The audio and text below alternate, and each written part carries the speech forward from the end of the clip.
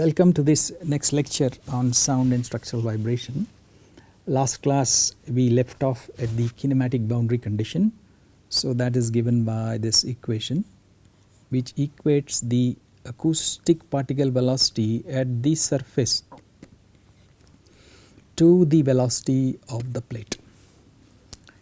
Okay. Now we need a Fourier transform definition. We are going to do this in the Fourier domain. Okay. When it is used in the spatial form, not temporal form, it is also called a wave number transform. Wave number transform.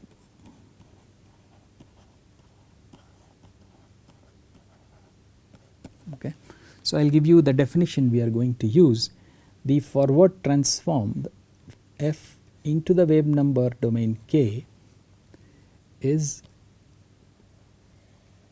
minus infinity to plus infinity f of x e to the power of minus I k x dx. Okay. This is the forward transform. And the inverse getting back is given by 1 over twice pi integral minus infinity to infinity f of k e to the power of I k x dk. This is the pair that we are going to use. Okay. So now if you recall,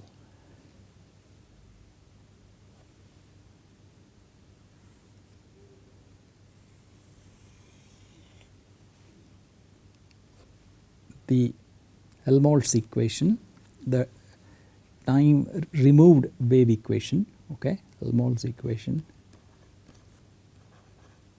Helmholtz equation was del 2 phi del x square plus del 2 phi. So let me put arguments x comma y del y square plus k0 square phi of x comma y equal to 0. Okay. This is the Helmholtz equation for the acoustic half space. And so now we are going to apply the wave number transform, which is an integral from minus infinity to infinity, and we are going to have e to the power minus I k x dx. Okay. So it works on the x. And when you have a derivative, you should know that this minus I k will fall out twice. Okay. So what happens is the result is minus I k whole squared phi, the x becomes k, y remains unchanged, plus del 2 phi del y square, x becomes k, plus k0 square phi x becomes k, that is equal to 0. That is the resulting equation after wave number transform.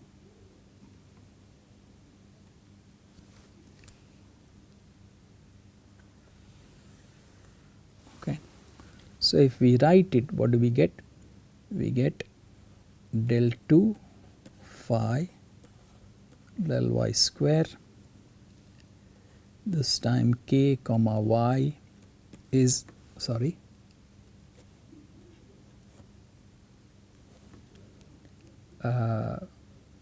plus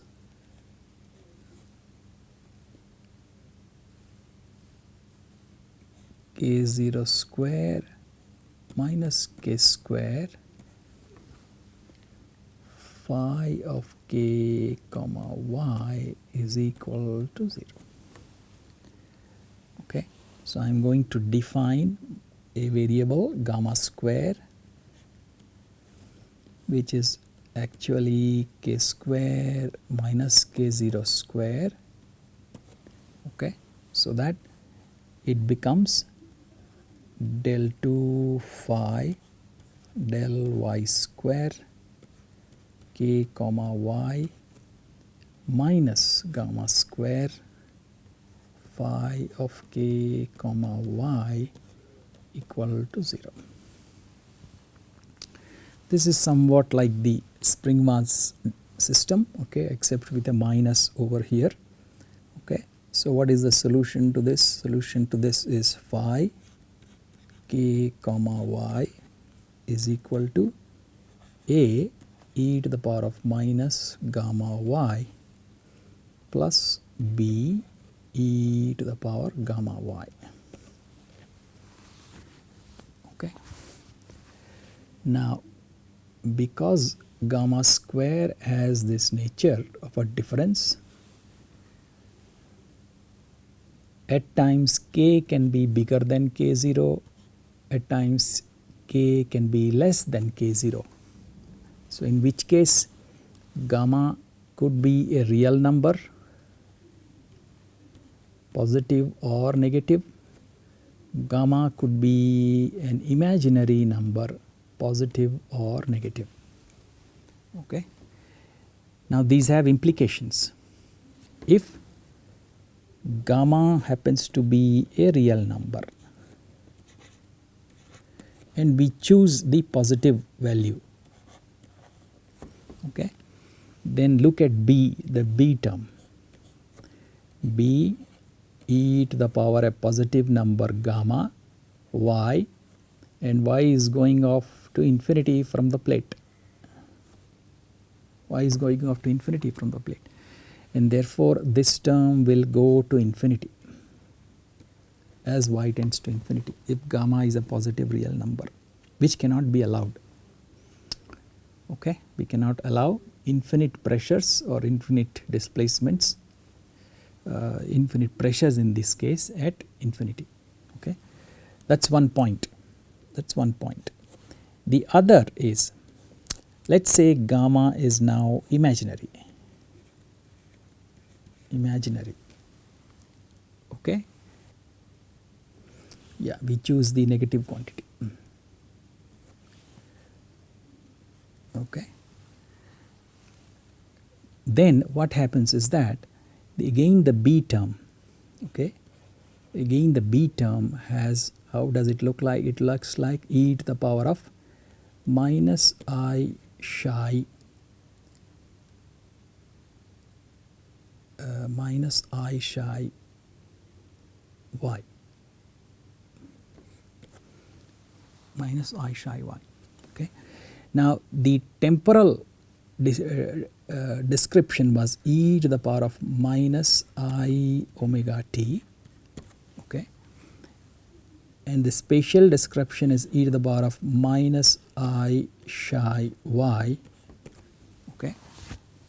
So, what this would imply is that there is a incoming wave from infinity in the y direction. Okay. So, if we decide to choose when the real quantity, when gamma is real, if we want to choose the real positive value, then b is not allowed. If we decide to choose the gamma imaginary quantity but negative, then also b is not allowed. Okay, both these are counterintuitive. This incoming wave from infinity violates causality. There is no source at infinity. The source is our plate. In the entire universe, there is only one source, which is our vibrating plate, and so all the waves should move from the plate towards infinity. So there cannot be a returning wave. That's the idea of causality. So in these two cases, having B violates it. So we say that B we set to 0. Okay, that means when gamma is real, we will choose the positive value. When gamma happens to be imaginary, we will choose the negative imaginary value. Okay, and with this convention, B will have to be set to 0, A will not be 0. Okay, so my phi k comma y is given by A e to the power of minus gamma y. Okay.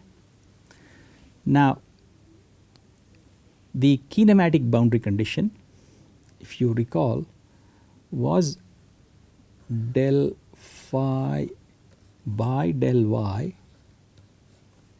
okay, at x comma y equal to 0 is equal to v of x.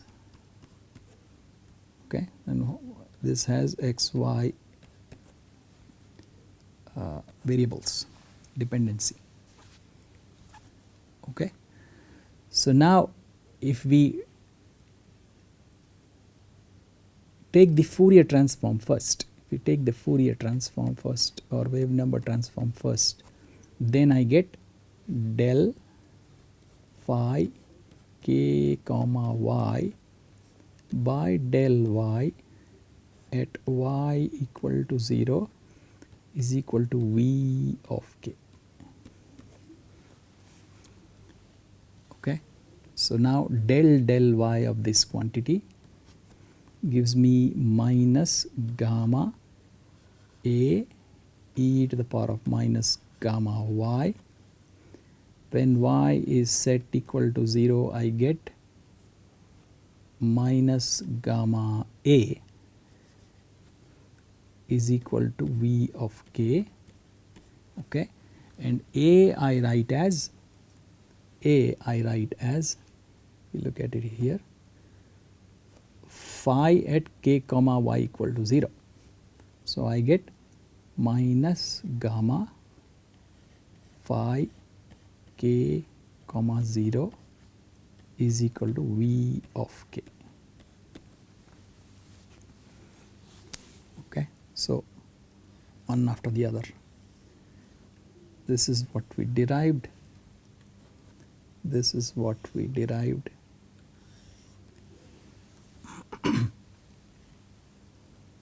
Okay, now we have to get back to our plate equation and substitute this, the transformed plate equation, and substitute this. So what do we get?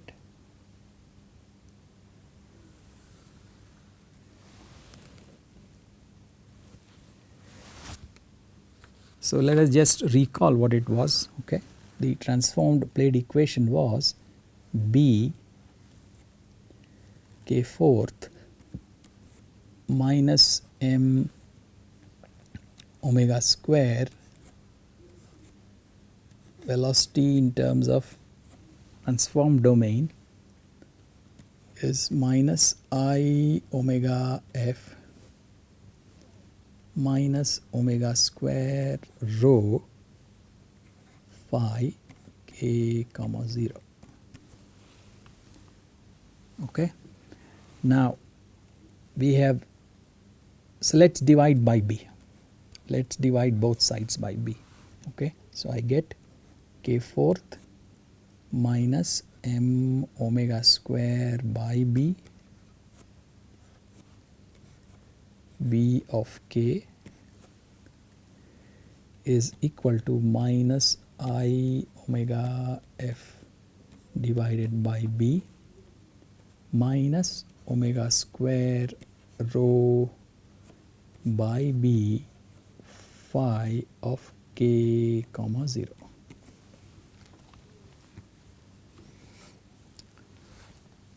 Okay, so this also can be put in terms of Vk if you recall.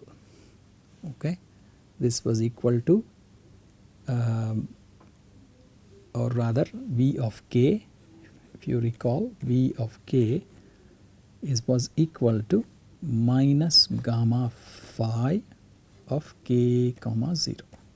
So this also can be written in terms of V of k. Okay, so if we do that, let's do that.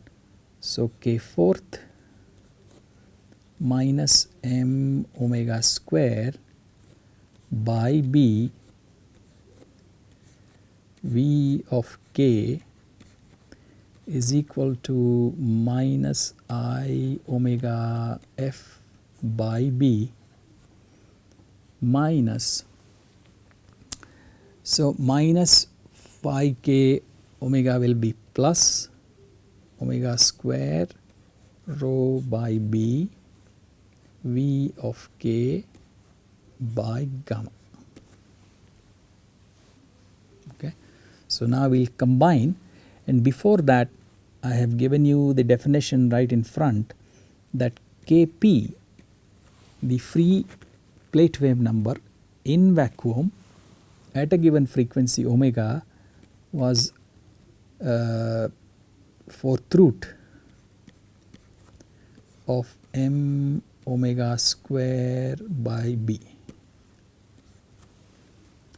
Therefore, I get first of all k fourth minus kp fourth, okay, minus omega square rho by b gamma into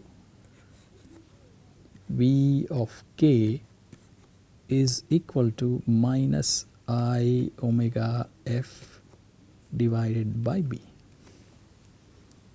Okay, in other words, my V of k, the velocity in the wave number domain, is equal to minus I omega f divided by b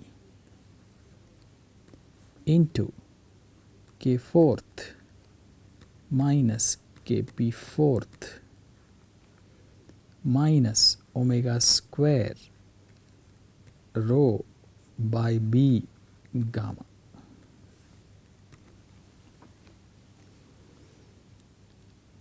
Okay, now this has to be inverse Fourier transformed. We want velocity in space, so we have to inverse Fourier transform this. Okay, minus infinity to infinity minus I omega f by this denominator, let me not repeat, e to the power of I kx dk. That is the answer we want. That is the answer we want. Okay, let me write it. Let me write it once. B into k fourth minus kp fourth minus omega square rho by b gamma.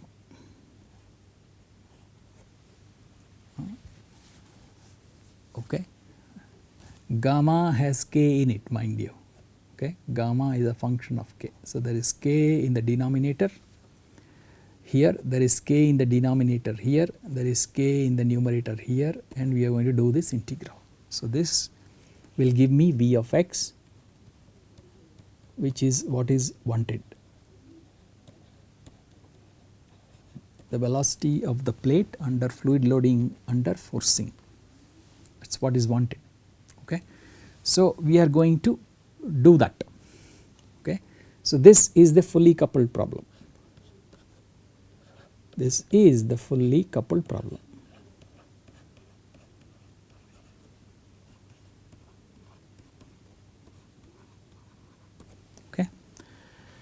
But before going all the way fully, all the way, we will look at the uncoupled problem.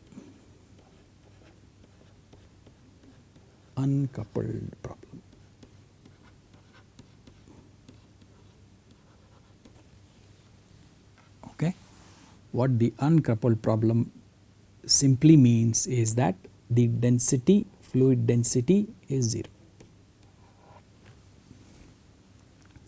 So that means we are in vacuum, and then what happens?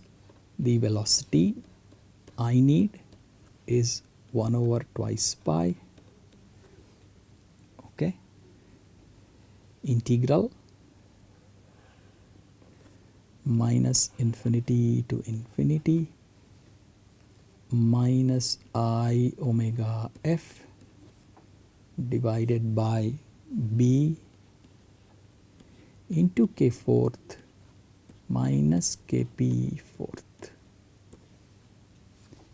e to the power of I kx dk. Okay, so this is the inversion we have to do for the in vacuo problem. Now here we are going to invoke the complex variables theorems. Okay, we are going to use complex variables.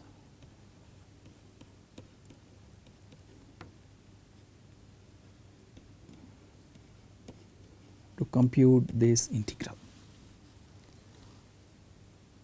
Okay, so what that means, that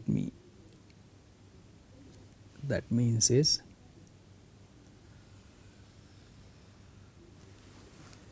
if we have some integral, let's say we have to going to do some integral, let's say I, some integral I, okay, and then it's going from minus infinity to infinity, and it's some function of fx dx. What we are going to do in order to compute this integral is we are going to take an I star or I dash, let's say I dash, and compute the integral over a closed contour.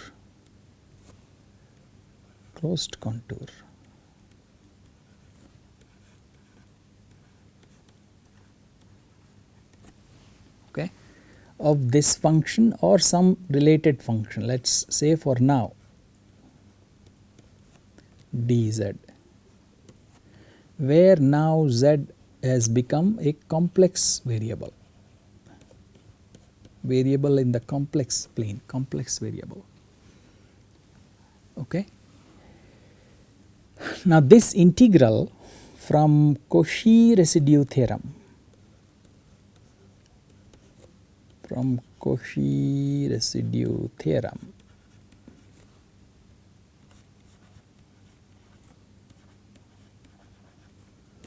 is equal to twice pi I times the sum of the residues, okay, of all singularities zk that are inside this closed contour.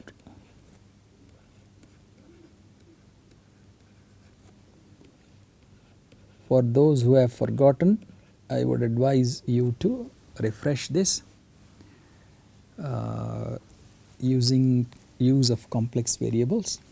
There are some very good books and you may have already seen it. Okay, so what is the advantage? Advantage is this. I am just taking some example. I need an integral that's going from minus infinity, it's going from minus infinity to plus infinity. I need this integral. Okay, Instead of that, I am going to do an integral on a closed contour, Typically we take it in the counterclockwise direction. These are all rules of complex variables. So the importance is that when I choose the closed contour, the portion I want to integrate must be part of the contour. So I have this portion which I wanted to do minus infinity to infinity f of x dx. Okay, z becomes x on the real axis. That was the integral I wanted to do. Okay, so my contour includes the portion I want to do, and then there is this additional contour that has come up, this additional contour which has come up. Okay, f of z dz on the contour. Now that is equal to the twice pi I times the sum of residues of this complex function f of z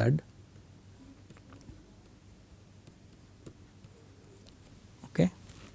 It means the singularities of this z function, fz function inside the contour, where the isolated singularities where f of z goes to infinity. Okay. So now this side can be computed, the right hand side can be computed, the residues can be computed. Okay. And this additional contour integral which has come up should be integrable. That means we should be able to find its value integrable. I will tell you ahead of time, usually it goes to 0. Okay. So what has happened? I need this integral. Instead I have chosen to integrate over a contour, but that contour includes this portion and some additional portion and is equal to the residues which are known. So if this can be computed or sent to 0, let us say it goes to 0, then the value of the integral I want is equal to twice pi I sum times sum of the residues. So without touching the integral I have found the value. Without actually attempting the integral I have found the value. If this integrates to some non-zero value, some finite non-zero value, then I have residue minus that value as the integral value. Okay. So that is the advantage, we integrate without touching the original integral we want. Okay. Time is up, I will close this lecture here, we will begin from here in the next class. Thank you.